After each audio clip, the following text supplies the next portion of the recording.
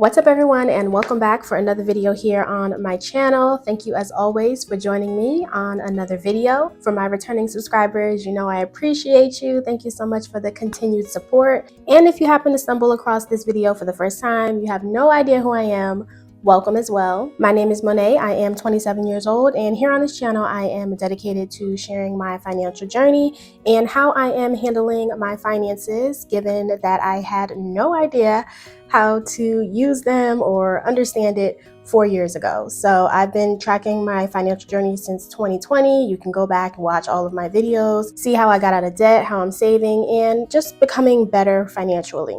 And if you enjoy that type of content, then definitely be sure to hit that subscribe button, join the family, join the journey, and hit the bell so that you will always be notified whenever I upload my next video. So within today's video, as we can see, it is going to be sinking funds related. I am going to go ahead and track my sinking funds progress from the month of May and see how we are sitting currently at the start of June. I like to do this at the end or beginning of each month just so I can see exactly what I'm spending my money on and make sure that I'm on track for any goals or upcoming events that I know I need to prioritize. So if you are interested in seeing that and what that process is for me, then of course just keep on watching. All right, so sinking funds. As I said, I like to do this at the start and end of each month, and basically this video is just going to tell me exactly where my sinking funds are sitting as of today, and I like to track any of the transactions related to my sinking funds and make sure that what I'm spending my money on is of course a priority towards my budget. These sinking funds really help me stay on track with my budget because it covers like any miscellaneous things that I probably wasn't aware of, but I know they're coming up. So that's why I really do enjoy having these sinking funds. I did just want to make a note. As we can see, this is pen and paper. I've been getting some questions regarding if I'm still doing pen and paper type of products, even though now I'm kind of transitioning to digital, which is yes. I will always still have my budget kit for pen and paper. If you are a physical person, I will still be creating those. They are still available on my shop for each month, so that is not going away. For my digital budget templates, I am including a sinking funds tracker. In a sense, it's kind of like a savings tracker, so you can still do these things with the digital product that I am working on. But essentially, I just want to be able to cater to people for both, but also cater to myself. As we can see, I'm doing pen and paper today, and I could have done it digitally, but I don't know, I'm on the fence. Like, I am a hardcore pen and paper girl, but I'm also dipping my toes into the digital realm. So as of right now, I don't have a definite, process. If you guys have any input or a desire on what you would like to watch, of course, let me know down in the comments below. But at this point, I'm kind of just doing what, feels right in the moment for myself. But again, I am trying to cater to people who want to do both. So if you want to do pen and paper, I'm trying to help you and support you with doing that with the budget sheets. And if you want to do digital, I am working on a product for that. So enough with the housekeeping rules and all of that explaining, but now let's just go ahead and dive into actually completing my sinking funds tracker. So I'm going to go ahead and set the binders to the side for a second, and I always start with listing my funds and their starting balances, and I reference that by looking at my sinking funds tracker from the month before. So this is April, so these are the sinking funds that I'm tracking, and then the end balance is going to be my starting balance because of course that is how I started for May. So let me go ahead and fill that information out, and then I'll bring you guys back once I'm done.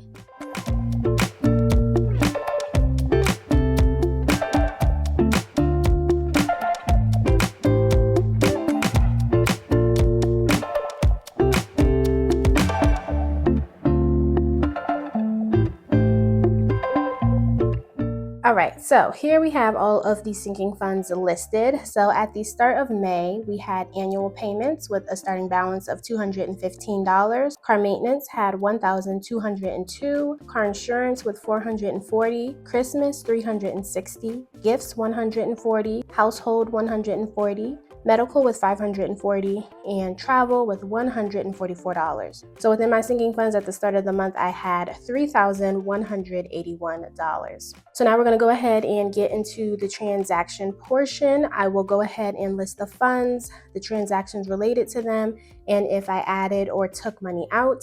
I will also then notate what I added here, what I took out here, and then the end balance. And then I'm going to go ahead and count my cash envelopes within my binder and make sure that the end balance is true to what I have in my envelopes. So let's go ahead and get that setup going and we can get started. All right, I had to make room for the calculator, so I did some rearranging, but we should still be good. So going in order of the funds, first we have annual payments. And I first like to notate any income that came in for these funds. These are typically the amounts that you guys see me add within my cash envelopes when I do my cash stuffings from my paycheck. So for the month of May, within annual payments, that received a total of $50. So my annual payments are used for things such as my Costco membership, my Apple Music, anything annually that I pay once a year. For the month of May, I didn't have anything due, so there was nothing that came out. So we were just able to add for this fund this month. So we'll do plus 50, and I took nothing out. So 215 plus 50 means that I should have $265 remaining in this envelope. So grabbing annual payments, let's go ahead and see if that's true. So we have 20, 40, 60, 80, 100, 20, 40, 60, 80, 200, 20, 40, 60, 65. So that is correct, $265 within annual payments. I do know this month I have my Ring subscription that is due and my Costco membership, so this will be used for the month of June. But as of right now, we are good to go. Moving along next, we have car maintenance. And car maintenance did get used. So let's first start with the income that I was able to add to this envelope for the month. So that was a total of $40. And then for car maintenance, I do use this fund to get a car wash since I believe that pertains to keeping up the maintenance with my car. And you guys, I had to go to the car wash twice this month, which I really don't like to do. I like to only go once a month, but I have a white car. And these birds, I swear, they see a white car and they just feel like this is the stomping ground of where they need to use the bathroom. And every day when I walk out, my car has different bird residue all over it. And I am a clean freak and I hate that. That is why I didn't want to get a white car, because a white car, I can clearly see it. But when I had a black car, you know, sometimes I can get away with it. But with a white car, absolutely not. I cannot. So me going to the car wash twice this month, that was $19. I normally pay $12 once a month, and that's normally like, you know, a buff and shine. But when I went the second time, I literally just wanted them to run the water through so they could get the bird stuff off. So that was only $7. And then for car maintenance this month, if you guys recall, I did go ahead and purchase a dash cam. So I did take that out of this sinking fund. That's a front and back camera for my car, because I just feel like I need a camera just to prove, you know, if an accident or something fishy has happened, I have video evidence. So I invested in that, and that was $155 that I took out of that fund for that. So looking at money that came in for car maintenance, that would be $40. And then taking into account what came out, $155 plus $19, that's a total of $174. So to get our end balance, if car maintenance started off with $1,202, we added $40 and we took away $174. I should now be left with $1,068 within this envelope. So checking out car maintenance, here we see I have a $1,000 placeholder. So this just means that $1,000 is in the bank. And then in actual cash, we have 20, 40, 60, 65, 66, 67, 68. So that is true, $1,068 for car maintenance. All right, moving along, we have car insurance. And for the month, this sinking fund received $80. And May was also the month where I had to pay my car insurance. I pay every 6 months, and for coverage for the next 6 months, that was $490 that I had to pay. So looking at car insurance, we added 80, we took out 490. So if we started with 440 plus 80 minus our payment of 490, we are now left with $30 in this envelope. Checking out car insurance, we have 20, 30. So that is true, and we are slowly saving up to save for our next 6 payment when that comes around. All right, moving along, next we have Christmas. Christmas is currently a fund that I am just adding money towards. I'm not really getting people's gifts. I'm normally the late person getting the gifts anyway. So for now, we've added $40 for the month towards this fund. I did not take anything out. So $360 plus 40, that means I should have $400 in this envelope. So here's Christmas. We have 100, 20, 40, 60, 80, 200, 20, 40, 60, 80, 300, 20, 40, 60, 80, 400. So that is true, $400 for Christmas. We are already in June, so definitely if you haven't started saving up, Christmas will be here before you know it.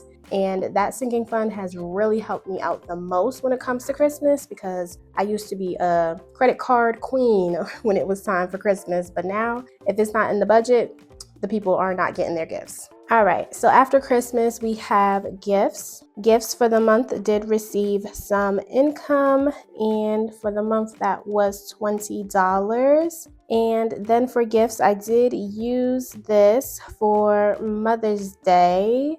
I swear, I feel like I've been talking about Mother's Day forever. But this, I took $80 out of this fund for my Mother's Day gift. If you've been watching, you know I took my mother on like a little Mother's Day getaway for a resort. We went to the water park. I already paid for all of that for the event while we were there. But I also asked my mother, like, what did she want, you know, for Mother's Day? If she wanted any like little gifts or anything.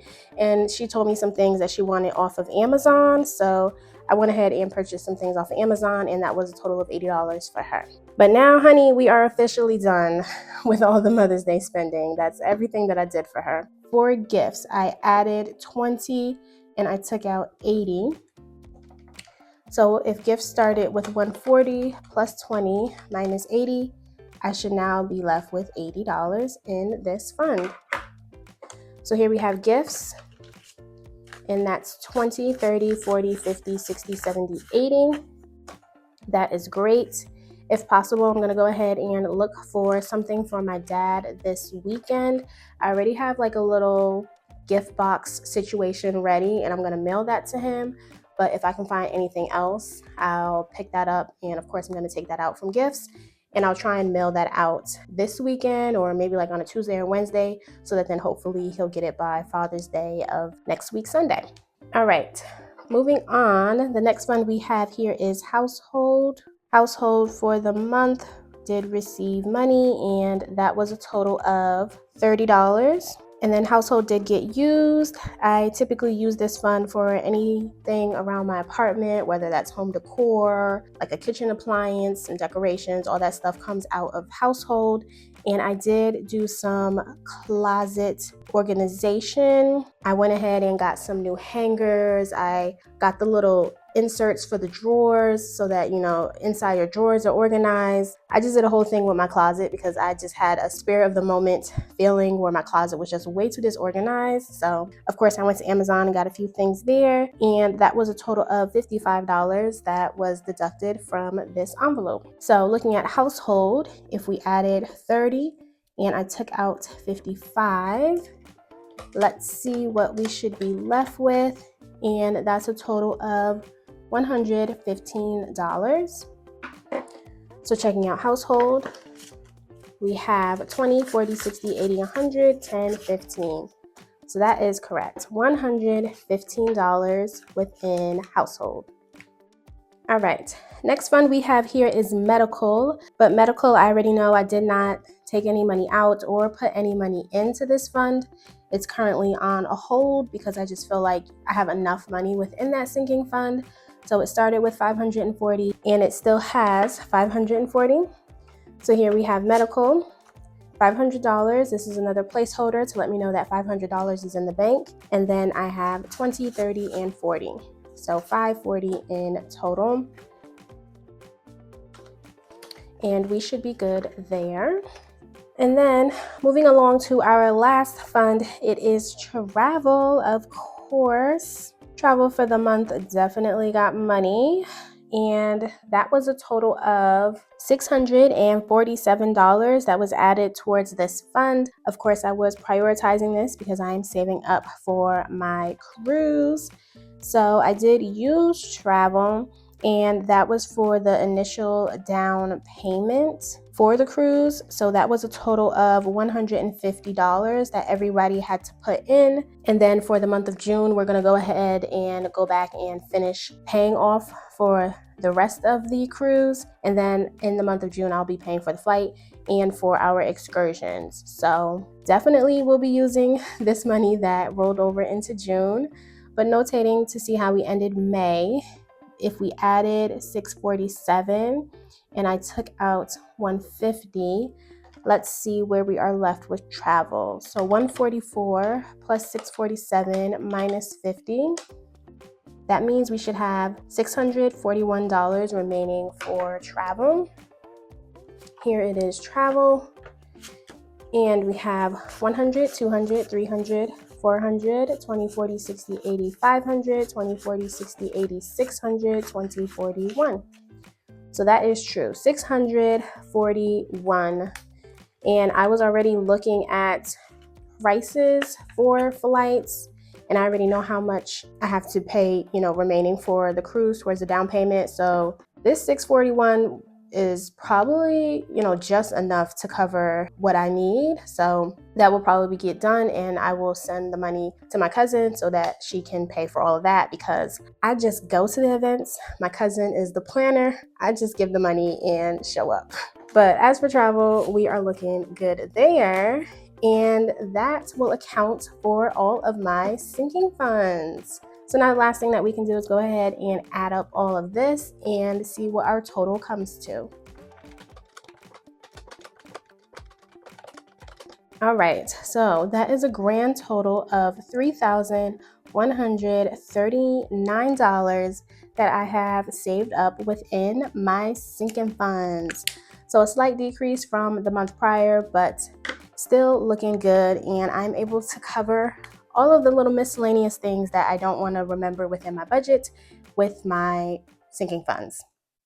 So as for today's video, you guys, that will be it. Hopefully you are still finding enjoyment with these videos. You are enjoying the concept. This is something that you can implicate into your own budget if you see fit. Definitely let me know down in the comments down below how it's going for you guys, some things that you want to see, some things that you are enjoying. Always love to hear that. Give the video a thumbs up because that definitely helps and supports the channel. And with all of that, I will let you guys go, and I hope you have a good weekend, and I will catch you all next time in my next video. Bye guys.